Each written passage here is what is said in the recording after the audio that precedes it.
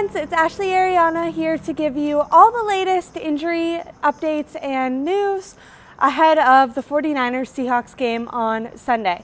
So the 49ers just finished up with their first practice and Kyle Shanahan got done talking.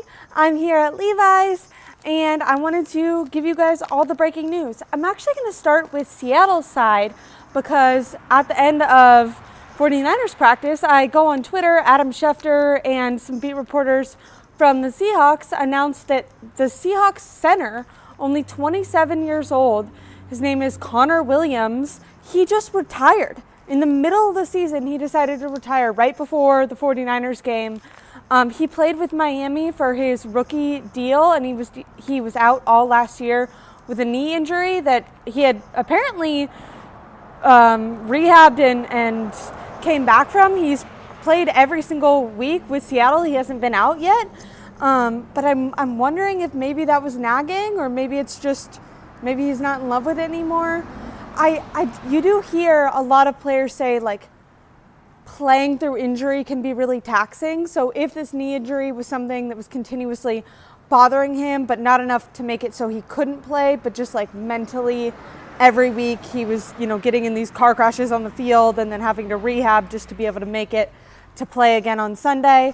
That's my assumption. They didn't announce the reasoning yet, but yeah, Connor Williams, the starting center for the Seahawks, has retired. Now the guy who I think that they're going to be playing is a 5th round draft pick that they had backing up Connor, but he has not yet played a single game, so that will be interesting for the Seahawks. Finishing up, since I'm talking about the Seahawks, DK Metcalf had been out all week, but he did participate today, and he will be playing in Sunday's game according to him, because he talked today for the Seahawks. And then the Seahawks are also going to be out both of their tight ends, so that's Brady Russell, who has a foot injury, and Noah Fant, who has a groin issue. So that's going to be a hard game for the Seahawks. I was thinking, depending on Nick Bosa's status, that maybe Geno Smith wouldn't play so much like the horrible Geno Smith that he tends to play with. But without his starting center, I think it's going to be a long day for the Seahawks. I've already talked about this on my channel. I don't really have any faith in Geno Smith. Brock Purdy has beaten the Seahawks every single time he's played them so far in his career. They've, since the Russell Wilson era ended, they've done a little bit of a switch around, and now the 49ers seem to dominate that rivalry there. So I think it's going to be a win for the Niners on Sunday. But now let's get into the 49ers updates. So most importantly, like I was saying, Nick Bosa, he has a hip pointer injury, which is like a deep bone bruise on your hip that is caused either by a tackle or a fall. Last week, it was really, really bothering him during the game. You could see him constantly touching his hip, grabbing at it. He talked in practice yesterday to reporters and actually said that if it didn't feel better, he would not be playing in Sunday's game because it was so bad that he wouldn't be able to push himself to do that again.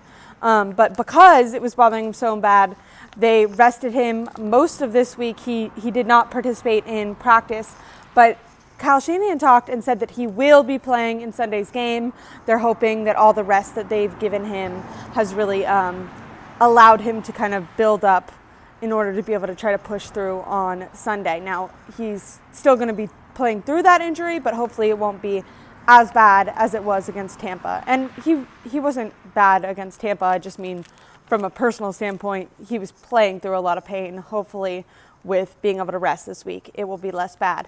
Then also very importantly, Trent Williams. Trent Williams has been dealing with an ankle injury. He has not participated in practice yet. He was out on Wednesday, he was out on Thursday, and now Friday he was also once again out. Reports are that he was walking around with a little bit of a limp yesterday. They haven't called it a high ankle sprain, they've just called it an ankle. So will they just be able to numb it up and maybe inject him with something, he'll be able to go? Maybe. I know that that's definitely probably what Brock Purdy is hoping for, because although the 49ers offensive line has performed better in recent weeks, that Trent Williams spot is critical for not only Brock Purdy and his protection, but also for the run game. So Nick Bosa and Trent Williams both considered questionable according to Kyle Shanahan, so it's going to be like a game time decision. We won't actually know if they're playing until Sunday, although it looks more likely that Bosa will play than it will Trent, although I'm going to guess that both of them will end up going. But I think that why give the Seahawks the ammo to be able to prepare for this? And also, no one knows, maybe after lifting in the weight room today, maybe it flares up. So they don't want to say anything until game of. They're going to probably go out, do their warm-up, see how they feel, and then make a decision then. For other questionable guys, we have John Feliciano. He's a backup anyways, but his knee. Guard Aaron Banks, he has a thigh, so he's questionable, game time decision. Other guys who are questionable, defensive lineman Yetur Gross-Matos, he was on IR. He had a really promising camp and training camp, and then got put on IR during preseason. He is being elevated from IR, and then unfortunately Mitch Wachowski, I can never say his name right, the punter, he had a big back injury all off season, but they rested him a ton. He's been able to play up until now, but it really flared up last week. He had to end up leaving the game, and now he is a candidate for IR. So that, to me, makes it feel like it's pretty serious, because IR is at least 4 weeks. So hopefully Mitch Wachowski, who I can't pronounce his name, hopefully he will be okay. My prayers go out to him. Now, I do know something kind of exciting. The punter that they just signed to replace Mitch, and this is I hope Mitch is healthy, but he literally was on my flight back from Tampa. Like I flew it was cheaper to fly from Tampa to Fort Lauderdale and Fort Lauderdale home, and the new 49ers punter was sitting right next to me. I actually fell asleep and then put my feet up in his lap. Not in his lap, but you're in a small confined area, so I was definitely touching him. But luckily my feet aren't super strong, so I didn't hurt his thigh or anything, and now he's going to be the punter for the 49ers. So that's a fun little story that no one cares about, but when I saw him I was like, that guy looks familiar. I think I was on a 6-hour flight with him. This is TMI. I hope it's okay that I'm saying this. But when you're on a flight, you can't help but if people have their laptops open or whatever, you look over. He had the cutest pictures with him and his kids and his wife. So seems like a nice guy. Hopefully he's a good punter. We'll see for the 49ers. Okay. And then back to questionable. The last questionable guy is George Kittle. He has a hamstring injury. We are anticipating, Kyle said, that he will play, but he is going to be a game time decision. But he did not practice at all yesterday, and then today he was limited in practice, which is a positive sign. Also did practice, but then left practice with an ankle injury yesterday was Juwan Jennings, but he was limited / full go today. I think they were just having an easy day, but so he was okay today, so hopefully he will be going on Sunday as well. So, because Juwan Jennings has honestly acted like one of the best wide receivers on this team, if not the best wide receiver on this team. And then same thing, George Kittle, I'm hoping that that's just like a hamstring pull, not a hamstring, tear or strain or anything like that. Anyway, so now we're going to go, so that was questionable. Doubtful is Darrell Luter Jr., cornerback, so he probably won't practice. And then for out, you have Charvarius Ward, personal, still dealing with that. Totally understand his family issue. If you guys don't know what I'm talking about, his daughter passed away, 1 year old. He had her funeral last week, so Kyle has given him unlimited time, although he was asked about it earlier in the week and said that he anticipated that Charvarius Ward might be coming back next week. But obviously they don't want to rush him. They want him to take all the time that he needs in the world. And then Mitch Wachowski, I can't say that last name, but like I said, back, he's going on IR. And then D-tackle Kevin Givens, groin issue, he is also out.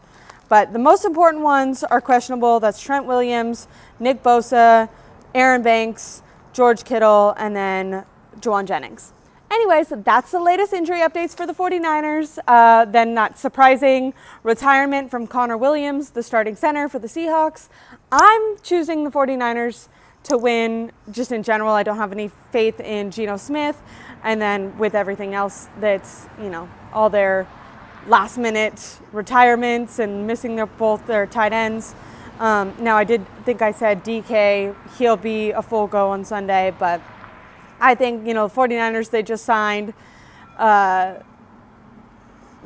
Lenoir. I think he's going to lock him up. Renardo Green on the other side of Lenoir has played very well.